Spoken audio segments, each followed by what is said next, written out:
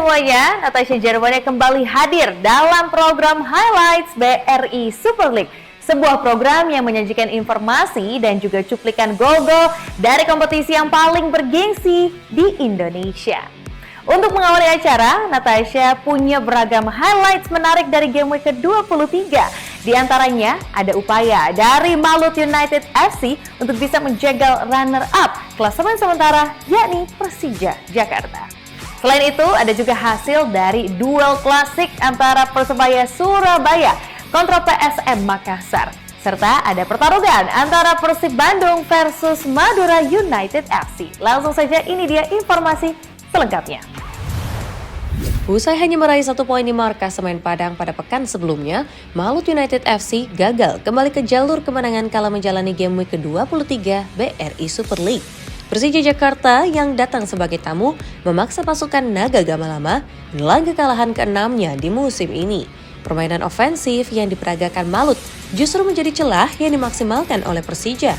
Bruno Tubarão memaksimalkan kekosongan di sektor kiri pertahanan Malut sebelum mengirim umpan yang dikonversi menjadi gol oleh Alaeddin Ajarey pada menit ke-7. Setelah unggul, Macan Kemayoran berhasil menggadaikan keunggulannya. Lagi-lagi, sektor kiri pertahanan Malut menjadi area yang mampu dieksploitasi Persija. Alano mengirim umpan pada sektor tersebut yang ditanduk menjadi gol oleh Jordi Amat. Gol pada menit ke-29 ini sekaligus menutup babak pertama menjadi 0-2 untuk keunggulan Persija. Malut yang berupaya untuk mengejar defisit gol baru saja bisa membobol gawang Persija di menit ke-77. Crossing yang dilepaskan oleh Freds Butuan disambut sontekan dari Ciro Alves yang muncul dari belakang dan mengubah skor menjadi 1-2. Euforia usai gol ini membuat barisan pertahanan Malut lengah. Akibatnya, Persija menghukum tuan rumah dengan mencetak gol ketiga melalui tembakan spektakuler Fabio Caldonego pada menit ke-80. Semenit kemudian, David Da Silva sempat menghidupkan asa tuan rumah dengan memperkecil ketertinggalan. Namun gol ini hanya menjadi hiburan bagi sang tuan rumah yang harus mengakui kemenangan tamunya dengan skor 2-3. Tambahan 3 angka membuat Persija di posisi kedua dengan 50 poin yang terus menempel pemimpin klasemen yakni Persib Bandung. Sementara Malut di posisi keempat mengoleksi 41 angka, gagal merapat ke tangga ketiga. Persib Bandung masih mempertahankan rekor 100% kemenangan kandangnya. Ini setelah tim berjuluk Maung Bandung tanpa kesulitan berarti menggulung tamunya Madura United FC dalam lanjutan pekan ke-23 BRI Super League. Pada laga yang disaksikan oleh lebih dari 12.000 penonton ini, Persib benar-benar unggul segalanya. Dominasi permainan sudah dimulai sejak menit-menit awal. Keran gol akhirnya dibuka oleh sundulan Ramon Tanque pada menit ke-13 yang memanfaatkan crossing Kakang Rudianto. Ketajaman sang bomber asal Brazil tidak berhenti sampai di situ saja. Berawal dari umpan silang Berginho di sektor kiri, Ramon menyontek bola ke gawang Madura United dan membawa Persib unggul 2-0. Tepat sebelum babak pertama usai, Maung Bandung memperbesar keunggulannya menjadi 3-0. Kali ini giliran William Barros yang mencatatkan namanya di papan skor dengan memanfaatkan bola rebound. Pada babak yang kedua, Madura United mencoba untuk memberikan perlawanan, akan tetapi perbedaan kualitas pemain ditambah kepercayaan diri dari para pemain Persib yang semakin bergelora membuat tim tamu tidak bisa berbuat banyak. Alhasil, Persib mampu untuk menambah keunggulan di menit ke-79. Umpan terobosan Eliano Reinders diselesaikan oleh Andrew Jung dengan sebuah tembakan akurat.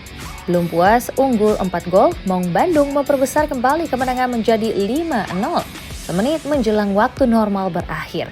Gol penutup ditorehkan oleh gelandang berkebangsaan Irak yakni Frans Putros. Sukses meraup 3 poin, Persib tidak tergoyahkan di puncak klasemen dengan poin 53, unggul 3 angka dari Persija Jakarta. Laga emosional dihadapi pelatih Persebaya Surabaya, Bernardo Tavares. Pasalnya, juru taktik asal Portugal itu harus menghadapi klub yang pernah ia besarkan, yakni PSM Makassar. Hal ini menjadi keuntungan bagi Tavares yang telah memahami karakter mantan pemain-pemainnya.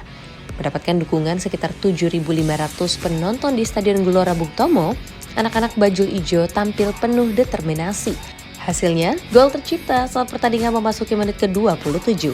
Akselerasi individu Gali Freitas mampu membuka celah di pertahanan PSM yang memudahkannya untuk mencetak gol lewat tendangan dari luar kotak penalti.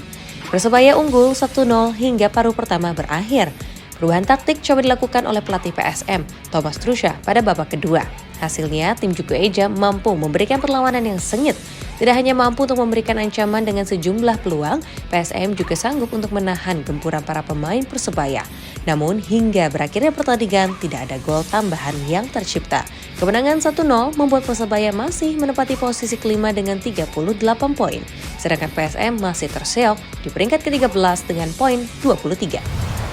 Ya, tadi kita sudah saksikan bagaimana serunya persaingan 3 tim teratas di BRI Super League. Di segmen kedua ini, Natasha tentunya masih memiliki beragam highlights menarik lainnya. Di antaranya ada duel derby Banten, Persita Tangerang menghadapi Dewa United Banten FC. Duel seru juga ada nih, Borneo FC Samarinda kontra Arema FC dan juga Bali United yang menghadapi Persijap Jepara. Langsung saja kalau gitu, ini dia highlights-nya. Dua tim asal Provinsi Banten yang tengah berjuang untuk berada di papan atas, yakni Persita Tangerang dan Dewa United Banten FC, saling berhadapan pada game week ke-23. Disaksikan sekitar 2.400 pendukungnya di Stadion Indomilk Arena, tuan rumah Pendekar Cisadane mencoba untuk bangkit dari kekalahan di laga pekan sebelumnya. Pertarungan sempat berjalan alot, namun tim tamu mampu untuk mencuri gol saat pertandingan berjalan 35 menit. Aksi individu dari Ricky Kambuaya yang mencari celah di pertahanan Persita akhirnya dengan sebuah syuting akurat yang berhasil menggetarkan gawang Kurniawan Kartika Aji. Persita tertinggal 0-1 hingga babak pertama usai. Memasuki babak yang kedua, Persita yang mencoba untuk mengejar ketertinggalan harus menghadapi ketatnya pertahanan Dewa yang tampil disiplin. Skor pun tidak berubah hingga wasit Rio Permana Putra meniup peluit akhir. Berkat kemenangan ini, Dewa naik ke posisi ke-9 di klasemen sementara dengan 33 poin. Sementara itu, Persita masih tertahan di tangga ke-6 dengan 35 poin. Usai menderita kekalahan di pekan ke-22, Borneo FC Samarinda bertekad untuk bangkit kala menjamu Arema FC pada game week ke-23. Bermain di kandang sendiri, Stadion Segiri memberikan motivasi lebih bagi armada pesut Etam yang di laga ini langsung tancap gas sejak menit-menit awal. Hasilnya, gol cepat mampu diciptakan oleh tim asuhan Fabio Levundes. Kasombo yang melakukan overlapping dari posisinya sebagai bek kiri berhasil membuka keunggulan Borneo FC pada menit ke-7. Setelah unggul 1-0, Borneo tidak memberikan kesempatan bagi Arema untuk mengambil alih permainan. Pesut Etam bahkan mampu memperbesar keunggulannya di menit ke-25. Gol kali ini tercipta melalui tendangan bebas spektakuler Juan Villa. Tidak mau puas dengan keunggulan 2 gol, Mariano Peralta dan kolega terus menggempur pertahanan Arema untuk menambah golnya. Memasuki menit ke-41, sebuah placing akurat dari Juan Villa menghasilkan gol ketiga untuk Borneo. Unggul 3-0 pada babak pertama, Borneo sedikit mengendurkan serangannya pada paruh yang kedua. Ini membuat Arema perlahan-lahan mulai bisa memberikan tekanan. Harapan bagi tim tamu muncul saat laga memasuki menit ke-64. Sepak pojok dari Gustavo Franca disambut sundulan mematikan oleh Dalberto Luan dan menjadi gol perdana Arema di laga ini. Meski terus untuk mengurung pertahanan Borneo hingga akhir pertandingan, gol tersebut menjadi satu-satunya yang bisa diciptakan oleh Singoedan. Borneo menang 3-1 dan mengintip persaingan di papan atas dengan menduduki posisi ketiga berbekal 49 poin. Stadion Kapten Iwayan Dipta masih belum bersahabat bagi sang pemiliknya yakni Bali United FC. Menghadapi tim papan bawah, Persijap Jepara pada lanjutan game week ke-23 BRI Super League, tim berjuluk Laskar Serdadu Tridatu kembali gagal untuk meraih kemenangan di stadion itu sejak 4 Januari lalu. Bali yang biasanya dominan dalam melakukan penguasaan bola justru dipaksa lebih banyak bertahan. Tim tamu Persijap yang punya misi keluar dari zona degradasi lebih mendominasi permainan dengan ball position 58% sepanjang laga. Setelah mengakhiri babak pertama tanpa gol, kedua tim tetap kesulitan membongkar pertahanan lawan pada paruh yang kedua. Meskipun sejumlah peluang tercipta, tidak ada yang bisa menghasilkan gol hingga pertandingan berakhir. Bagi Bali United, hasil imbang ini memperpanjang deretan laga tanpa kemenangan yang kini berjumlah 6. Dari jumlah tersebut, hanya 3 poin yang bisa dihasilkan Serdadu Tridatu. Sedangkan bagi Persijap, tambahan 1 angka cukup untuk mengangkat posisi mereka keluar dari zona merah. Laskar Kalinyamat pun naik ke posisi 15 dengan 19 poin, unggul 1 angka atas PSBS Biak di bawahnya. Sobat 3, sekarang kita sudah sampai di segmen yang ketiga. Di segmen ini kami masih memiliki sejumlah laga-laga menarik yang melibatkan tim-tim yang tengah bersaing untuk bisa keluar dari papan bawah. Yuk langsung saja kita simak, ini dia selengkapnya untuk Anda. Hasil imbang dalam 3 laga terakhir membuat PSIM Yogyakarta tampil ngotot untuk meraih kemenangan saat bertandang ke markas PSBS Biak di Stadion Maguwo Harjo, Sleman. Sebaliknya, sang tuan rumah juga membutuhkan poin untuk menghindari kejaran degradasi. Imbasnya, banyak gol tercipta di pertandingan ini. Laskar Mataram lebih dulu untuk membuka keunggulan saat pertandingan berjalan seperempat jam. Umpan silang Vidal ke kotak penalti disambut sundulan kepala Franco Ramos dan berhasil membuat kadu mati langkah. Setelah tertinggal 0-1, Laskar Badai Pasifik semakin agresif untuk melancarkan serangan. Hasil kerjasama Liquiñas dengan Eduardo Ramos mengubah skor menjadi 1-1. Ini setelah sepakan data Ramos berserang telak ke sudut gawang Cahya Supriyadi. Selepas turun minum, PSIM melakukan perubahan strategi dengan menambah variasi serangan, salah satunya dengan memaksimalkan set piece. Lewat skema sepak pojok, Ramos kembali untuk membawa PSIM unggul pada menit ke-64. Lagi-lagi lewat sundulan yang kali ini memanfaatkan umpan Ze Valente.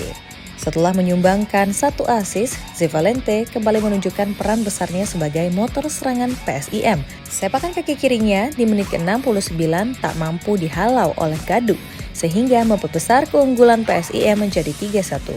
PSBS sempat menghidupkan harapan pada menit ke-82. Ruggieri yang lolos dari perangkap offside mampu memaksimalkan umpan terobosan Sandro Embalo. Namun, di tengah asa untuk mengejar ketertinggalan, PSBS harus kembali kecolongan. Ze Valente melengkapi torehan brace-nya di laga ini saat waktu normal tersisa 1 menit.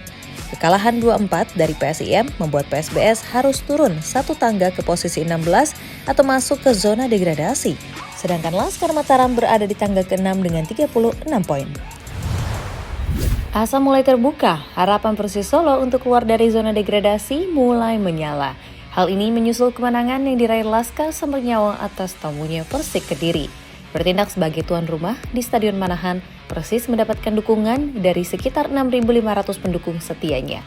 Pada menit ke-22, Tribun Manahan bergemuruh setelah sontekan Bruno Gomez memanfaatkan umpan silang Dimitri Lima berhasil mengoyak gawang Leo Navacio.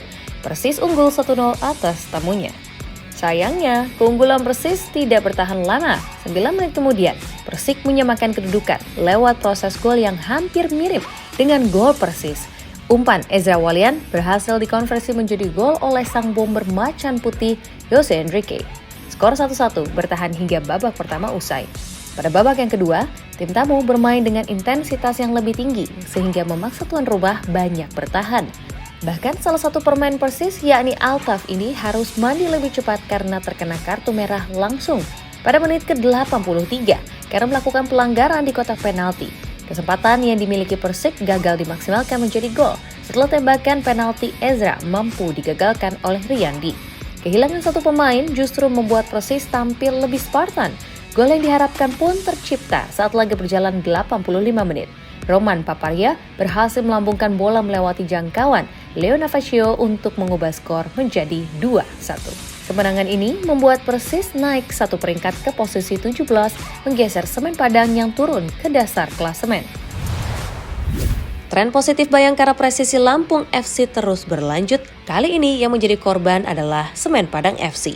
Pada laga yang berlangsung di Stadion PKOR Sumpah Pemuda, Bandar Lampung, Bayangkara membuka pesta gol di menit ke-27. Setelah mendapatkan hadiah penalti, Moussa Sidibe menuntaskan tugas sebagai eksekutor. Malapetaka kembali menimpa Kabau Sirah di menit ke-36, yang kehilangan 1 pemain usai Bobakarai Diarra mendapatkan kartu kuning kedua. Situasi ini pun membuat Bayangkara semakin merajalela. Setelah babak pertama berakhir dengan skor 1-0, Bayangkara menggandakan keunggulan saat babak kedua berjalan 5 menit. Gol kembali terjadi dari titik putih. Namun kali ini Rio Matsumura yang bertindak sebagai albojo. Skor kemudian berubah menjadi 3-0 pada menit ke-53 setelah Moussa Sidibe memanfaatkan bola liar di kotak penalti Semen Padang. Belum puas dengan keunggulan 3 gol, The Guardians of Saburai mencukur habis lawannya dengan mencetak gol keempat saat pertandingan memasuki menit ke-74. Sodoran Rio dengan mudah disambar oleh Henry Domba untuk menggenapkan kemenangan Bayangkara menjadi 4-0. Akibat kekalahan ini pun, Semen Padang belum beranjak dari tangga ke-17 dengan 16 poin. Sedangkan Bayangkara yang mengoleksi 35 poin semakin mapan di papan atas.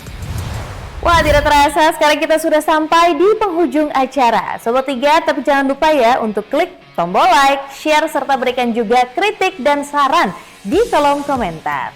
Sebelum berpisah, Natasha Germania dan juga segenap kru yang bertugas mengucapkan selamat menjalani ibadah puasa bagi yang menjalaninya. Keep sportive and stay healthy. Bye!